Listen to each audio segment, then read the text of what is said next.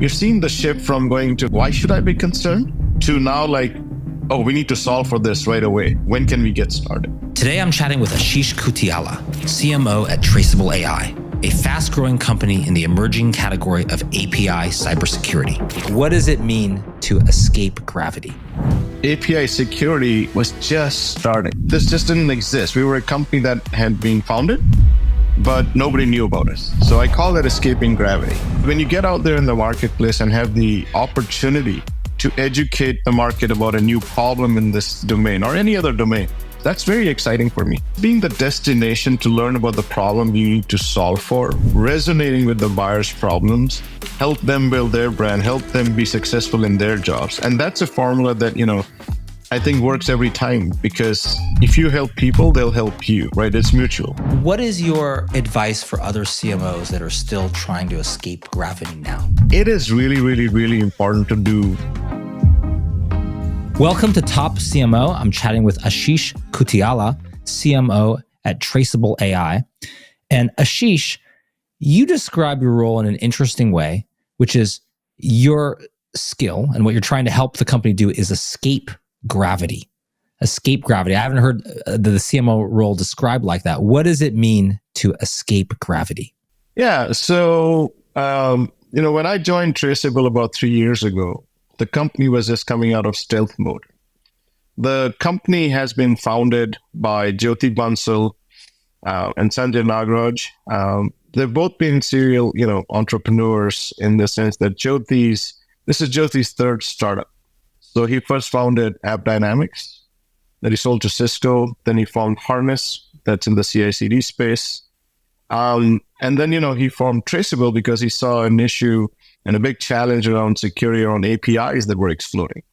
So when I got here, the company had just come out of the stealth mode, which meant that, they had worked behind the scenes to build the technology, the engineering, and we're starting to partner with, some customers to do some, design partner kind of things and, trying to find the product market fit. That was the phase. So when I got here, the company, those people who knew Jyoti knew that he had founded a new company for, solving this issue. But in the world of security, nobody actually knew Traceable or Traceable AI. And so, that's what I call escaping gravity. So unless, you were looking for Jyoti and then looking for the companies that he worked on or founded, you would not have found Traceable. We'd just, done some press releases, some people kind of knew, some CISOs who had invested in it. But the general kind of buyer personas, the corporations out there, who need this challenge solved, or the analyst community or the thought leaders out there, they didn't know much about Traceable. So, I have worked in companies before where I've helped scale, the revenue momentum or go to market, or I've helped companies that have, steady, been in the market for, 10, 15 years. They have good revenues, how to get them to the next phase. When I got here, the only way you could find, Traceable was maybe when you were looking for one of the founders. So you had to establish, your product market fit, your core messaging. You had to identify who you were selling to. You had to connect with them. You had to meet them, where they were looking for such solutions. In fact, this was a case where, API security was just starting. So a lot of times when we ran into, or intercepted some of the would-be buyers and, would-be practitioners, we'd have to educate them about what it meant to do security specifically for APIs. So, everything from establishing a website, SEO, helping it be found by those looking to solve such a problem, to educating the analysts, to even finding out where people go to discuss such issues, or even getting into the right water holes, I call them, or water coolers, where people gather to discuss challenges. We had to establish all of that, right? So this just didn't exist. We were a company that had been founded, but nobody knew about us. So I call that escaping gravity. Well, and of all of those things you do, which is build up a whole, sounds like brand platform and marketing channels and all of that, what were some of the things that maybe were surprising, that were impactful, that gave you the most leverage? Things like non-obvious things over the past 3 years that made a tremendous difference in escaping that gravitational pull. I think, I believe basic function of marketing is to be, is to educate the market about the problem itself, the magnitude of the problem, and why do you need to solve it? What happens if you don't solve it? And what happens when you solve it successfully? If you take that approach, which was missing in this market when we came along, there were other competitors, of course, who were starting up as well. Most of them in the startup space, because this is a new problem to be solved. Now we see a lot of the bigger security companies stepping in. But when you get out there in the marketplace and have the opportunity to educate the market about a new problem in this domain or any other domain, and taking an approach that's very vendor neutral, so not pushing your product all the time, but educating the market about why is this problem happening, which path is it headed down if you do not solve for it, and if you do solve for it, what happens. That's very exciting for me, because I always say that if you're selling, let's just take the example of fishing gear, you want to educate people about how to fish right, where to go and fish, what's the right kind of bait to use, what kind of techniques do you use, etc. And then, if you're an expert in that, people should associate you with, being the experts in this field that you're trying to solve for. And for Traceable, what is the, as you do that, as you establish thought leadership, as you use more content to establish your expertise, what kind of sales cycles are we talking about here? Meaning, is someone going to make a change and realize, this month that, oh gosh, my APIs are unprotected, I need to take action? Or are you going to have to kind of stick around for a while until they look at maybe cybersecurity more holistically? What are my weak points? And APIs might be one of them, and says, oh, well, yeah, there's that company and they're producing great content. And I love Ashish on the top CMO podcast and all those things. And they're like, we got to hire them, right? What does that sales cycle look like for you? And how does that impact the content or thought leadership you create?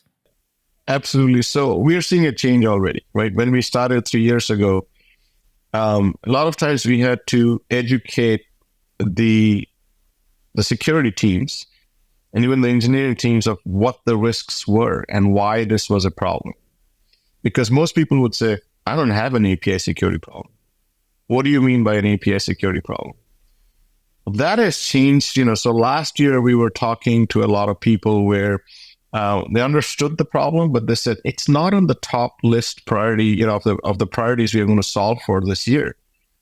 A lot of CISOs shared with us that, API security had bubbled up to the top, but was still kind of sometimes just below the budget cut line, which means they hadn't allocated budget specifically to solve for this. And now we are starting to see where, people in different companies are starting to allocate budget and resources and forming teams to kind of look at the issues around API security. But throughout this process, what we did realize and what we did do was, we work very closely. We have a team. We do, POCs. We get in the environments, and we often see that when we are able to expose the issues at hand, those POCs sometimes shut down really quickly and become, paid kind of, opportunities, or, people want to buy and start solving for those problems, because APIs exist and they have existed.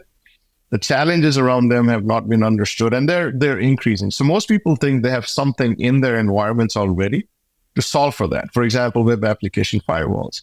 But the challenges are so specific around APIs that you've seen the shift from going to why should I be concerned? To, yeah, I see there's a concern, but we will look at it next year or the next 6 months. To now oh, we need to solve for this right away. When can we get started? So the content, as you develop, and the education and the, talk track and, the engagement with our clients has evolved, from what you call typically the top of the funnel education, thought leadership, of course you need to always do that. But now we see a lot of, folks want to see middle of the funnel or bottom of the funnel content, which is all right, I have these tools. Why do I need Traceable or an API security solution? How does it integrate or replace the current solution that I have? Why don't they work? Why don't my current solutions work for the challenges that I have?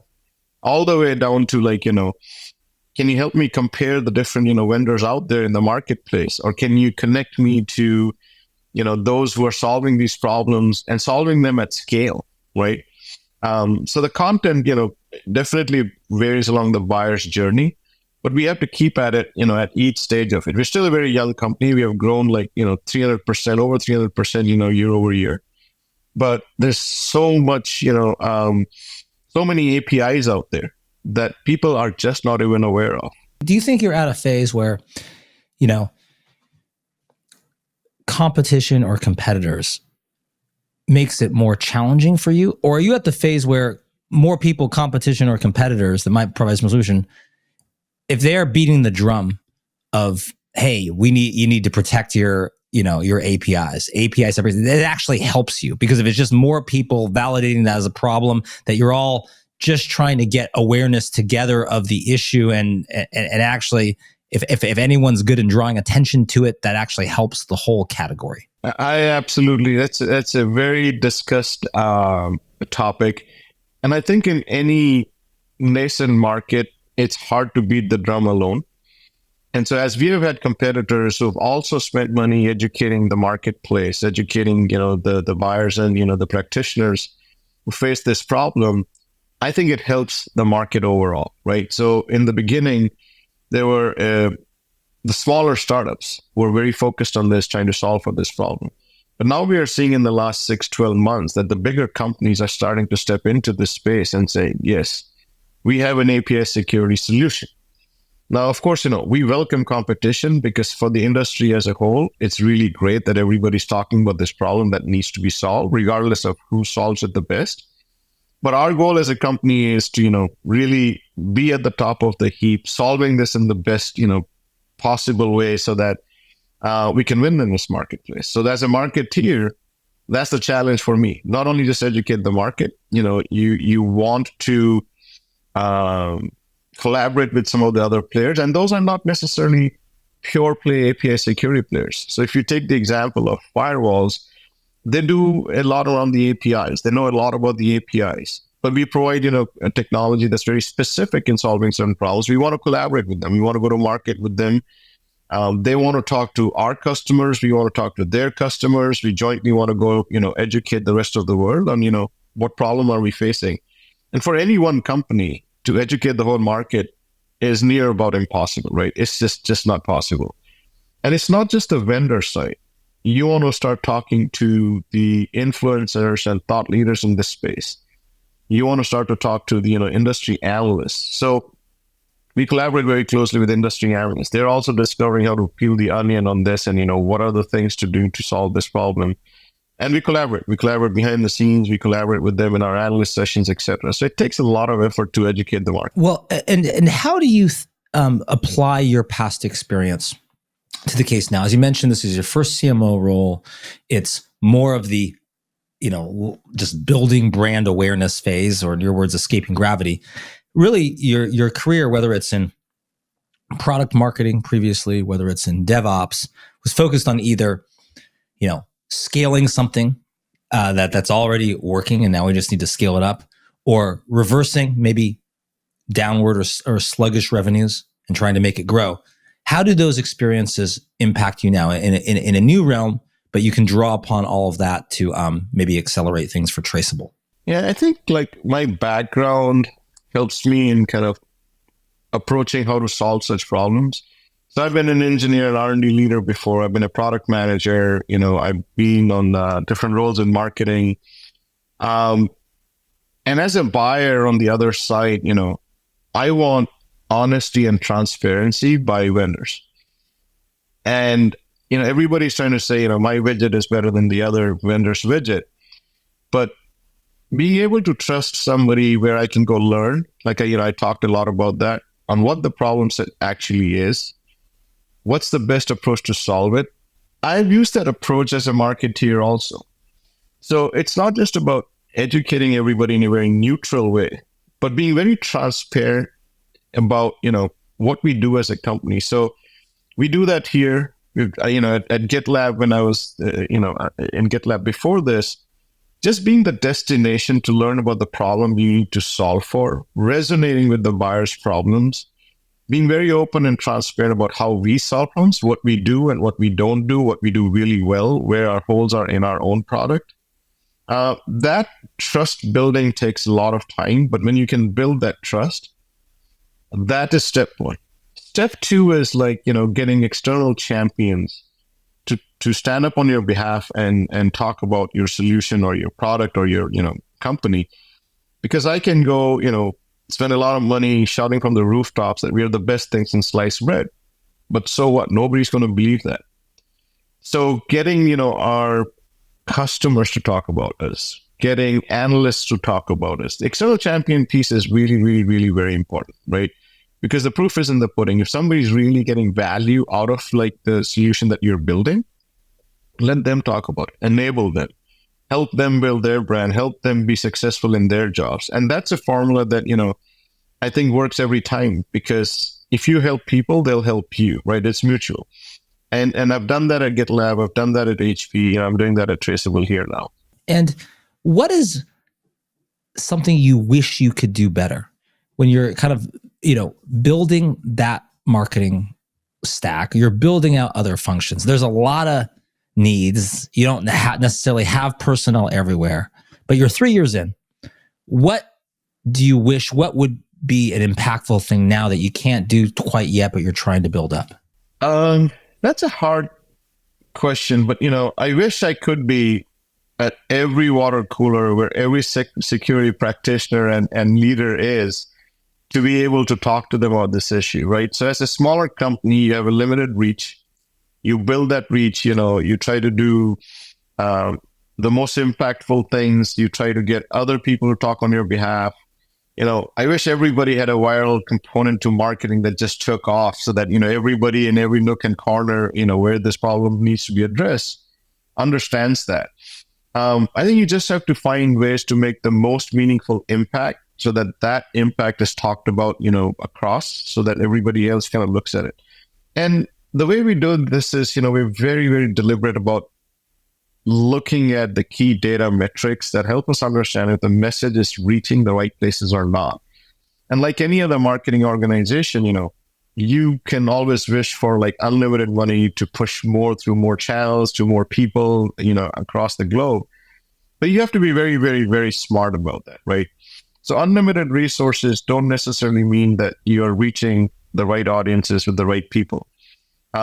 Getting to do this smarter. So, my wish list would be, I could get smarter and smarter with, the AI, that's coming out there to help me measure the impact of my marketing. And we're making a lot of kind of effort and understanding how to use those signals to understand what's working, where are we reaching, where are we not reaching, what can we do that's different. And do you have experiments you run? And more than just trying things, but experiments that are measurable, that have hypotheses, that have, an expected outcome of what success looks like if this experiment is successful. How often do you experiment versus how often do you just like double down on the tried and true? I'm in a small company. I've been in bigger companies, and one thing you never have is unlimited resources, like we just talked about. So with the resources you have to be very, very agile, and you have to test a lot of things. And as you test them, you have to know a way to measure whether what you're trying to pilot or trying to run is working or not, which means really thinking about the goals that you're trying to reach, and then setting the right metrics to see, whether that'll help you reach those goals or not. So we tend to run like, very quick experiments, get the data, get the feedback, look at whether that's working or not. And there are times we double down on something that seems to be working well, but we may not be working. So we still keep measuring, we take 3, 6, 9 months to, figure out sometimes something's working or not. And sometimes, when something works really well, we really will double, triple down on it, because, that's the thing that is the most effective way for us to market. I'll give you an example of, something that I've tried. I mean, there's multiple things we do around this, whether this is ABM, and account-based marketing, whether these are different events, meeting services, where, vendors promise to, get you in front of the buyers. We're always experimenting. The experiments that are most in our control, I believe, are like, our website. We are always A/B testing. We're always looking at, what's the value we are providing, to those who reach our website. Which pages, provide most value, get people engaged, people stay there long. So there's all kinds of A/B testing we run there, all kinds of tests we do there. But this kind of experiment, for us, extends throughout our marketing initiative. So I'll pick an example. Like, I talked about meeting services. There's so many agencies out there that promise you that, we will take you and intersect you with the CISOs and practitioners of companies, that you're looking for. We tried that very early on when I started, in this company, and figured out that wasn't really working. And so, we tried it for, a quarter or 2 quarters. We tried switching, the different meeting services agencies, and realized that wasn't the way to educate the market properly. That wasn't the way to, intercept the demand curve that was out there for this problem. And, we de-invested in that, and we invested more in more digital go-to-market strategies. So we do a lot of account-based marketing, right? For example. And one thing, I know you mentioned you never have unlimited resources. One of the things that I believe, and tell me if you agree or disagree, is that scarcity, whether that's scarcity of resources, whether that's scarcity of time, whether that's scarcity of team members, is a huge driver of innovation.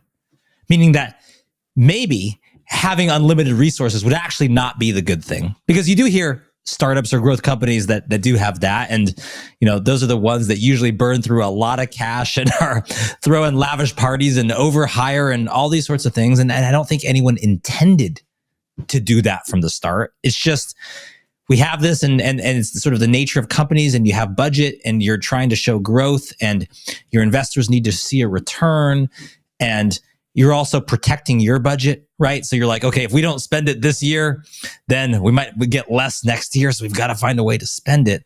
So to what extent do you think as marketers that we want some resources, but too little resources can be, too many resources can be just as big a problem as too little resources for the growth of companies? So you touched upon a few different things, right? So if you look at the space we are in right now, and, about 2-3 years prior to this, when I started, there were 2 or 3 startups that raised a lot of money and were valued really quickly, really high. And I'm very well aware that some of them had anywhere between 15 to 22x my marketing budget, which meant more staff, more program money, bigger, 5 times bigger booths and trade shows, everything that you talked about. My founder, has this is his 3rd startup. He has done this a lot. And, I sat down with him, and this is where the CEO, CMO relationship is really, really important. You can't do everything, right? What are the top 3 things that you're going to do this year? But also, what are you going to do the year after and the year after? So having a 1 to 3 year vision, and then very clear goals on how we are going to measure that and how are we going to execute against that, has helped me work with my CEO very openly with the budget needs that, I need to go to market with. And you're right. You don't want to throw a lot of money at this because, everybody can do that. You got to be smart. So if you look, one of the things was, we understood very well to be found, because everybody's doing their self-exploratory journey on finding the right solution. Like when you and I buy a car, we do a lot of research on the website. We talk to our friends, we talk to our peers. That's how we sometimes know about which car, which company I want to buy it from, what are the features I want. Those are some of the things that I've invested a lot of money in, right? On the website, on the SEO, on, intercepting people digitally. And the relationship I've had with my CEO has been very, very open. There are times when, he's told me, Ashish, this much money isn't going to cut it. I think you need a little bit more to do X or Y. And other times you say, "Ashish, let's not spend on this one. Like, what do you think, we should spend?" So we have a very open dialogue back and forth in which, the budget has been defined for the year and the next year, but there's flexibility in that to kind of invest in what's working and then to pull away from what's not working. And I think that relationship is really key to have, for a CMO with the E-staff, with the CEO and, your manager, as well as the board. Because when you see something is working, there's always money to do something. It's just a matter of where do you want to prioritize it to get the maximum return for your company's growth. And it definitely helps us think harder when you're working on a budget. It definitely helps us, be more efficient. It definitely helps us to measure and to calibrate as you go along. That's one of the hardest things, right? Sure. Well, and I think, when you look at kind of that mix of media you have at your disposal, where that's like kind of earned, owned, and paid, one of the things I often feel is that doing something like earned or owned first before you do a huge amount of paid has a lot of benefits because, money is a powerful thing in terms of marketing reach. And if you can spend a lot, you can kind of hide sort of deficient messaging. You can hide other things because if you just spend enough, you're going to reach enough people and you can't really see it. But if you're forced to be a little scrappy earlier and you have to create earned media that resonates, you have to create owned media that people actually want to consume, you get better at it. You have to. Otherwise, you're not seeing any results. And then you put the fuel of paid on top of it and you get much better overall results than if you had paid too early or tried to do it all simultaneously. That's just my opinion of startups. I always call paid money, like burning money, right? Because it's very obvious, if you want to pay more money, do more ads, put a billboard up on 101 in, San Francisco, Silicon Valley, it's easy. But it's so hard to measure the return on that or the effectiveness of your positioning and messaging and the, value proposition that you put out in the market, like you said, because paid gets you in front of more eyes, sure. But as soon as you step off that gas, that money pouring down in the paid channel, effectively everything just disappears. It's just like the accelerator. You keep pressed on it, you see the results, but you take your money off, and it's very hard to. I'm seeing all these. Let's do that again. So paid advertising, for example, or paid, has its value, but it does not stand on its own. Unless your core positioning, messaging, the value proposition, that you're delivering is like you said, it doesn't stand on its own. It's a good supplement, or, it's just running paid ads, having the biggest booths and events. Eventually, every business is a business that needs to measure ROI on its investment. And, you have to be very, very smart on where you spend your money. And finally, given all of that and given, all you've learned over the last 3 years, what is your advice for other CMOs that are still trying to escape gravity now? What should you be focused on? What should you definitely say no to? What would you do differently if you were going to do these kind of past 3 years over again? I think if you're stepping into a CMO role or, a head of marketing role for a company that's either trying to escape gravity or even that's in its growth phase like we are right now, we're in a very hyper growth phase now, having escaped that phase, or you're a big company trying to scale up or, become the leader in your space, it is really, really, really important to do a couple of things. One, have a clear understanding of your goals and what you're expected to deliver with your leadership, whether it's the board of directors or whether it's your CEO, whoever you report to, and help them understand that, marketing results typically take 6 to 12 months, 6 to 9 months to start delivering and showing the results that, you're trying to achieve. You have to invest, you have to kind of keep at it, and then you start seeing the results. So what are those results and goals, end goals that are expected? How are you going to measure them? You have to have that clear understanding, with your leadership. And you may disagree, but agree to disagree, but, set them up and then be very maniacal about like tracking that progress, adjusting so that, you reach your goal and exceed your goals. And maybe in year one, you may not exceed your goals because you're linked so much, foundational work out there. So for example, when I got here, we have to even build a marketing and sales stack. There's no return on investment on that right away. It takes time, before that starts to show up in, your efficiencies. But keeping, a dashboard with the key metrics, whether this is pipeline generation, whether this is, awareness, share of voice, whether this is website visitors, conversions, how many deals, were you able to help close? Be very clear about those goals. Track them maniacally, study them jointly, share the results, with your leadership, adjust as needed, take the feedback. Some of, the leaders out there who have founded these companies have a clear vision. I mean, all leaders have a clear vision. Some have a lot of experience in building companies. So you're always learning, right? Never hesitate to kind of like, keep an open mind and learn. But stick to your goals, stick to your vision. I always joke that the CMO's role is the hardest in the, executive leadership.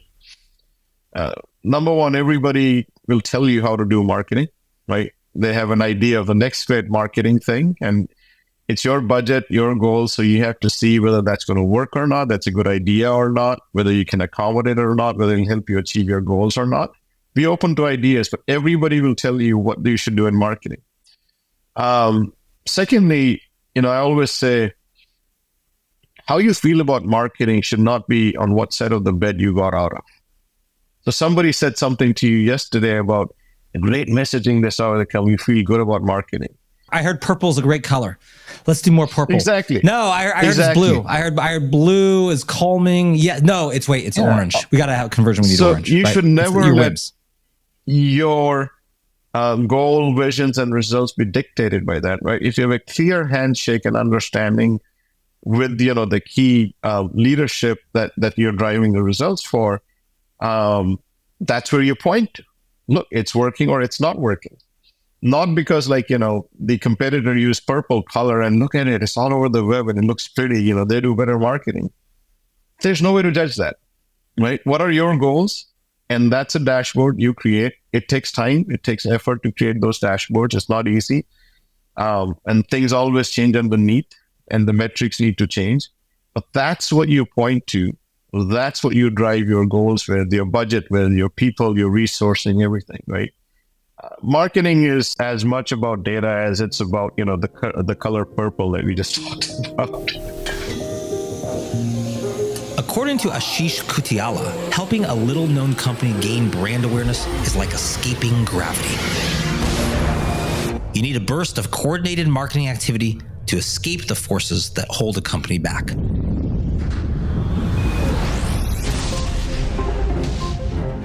So create ideas that are so sticky that others can easily spread them after hearing them once. Transform scarcity into an opportunity to innovate. Use earned and owned media to hone your message before you use paid media to amplify it. And when you find something that works, double down or triple down on it to reap the rewards of your energy. For Top CMO, I'm Ben Kaplan. This amazing episode was brought to you by Top Thought Leader. Don't forget to rate, review, and subscribe.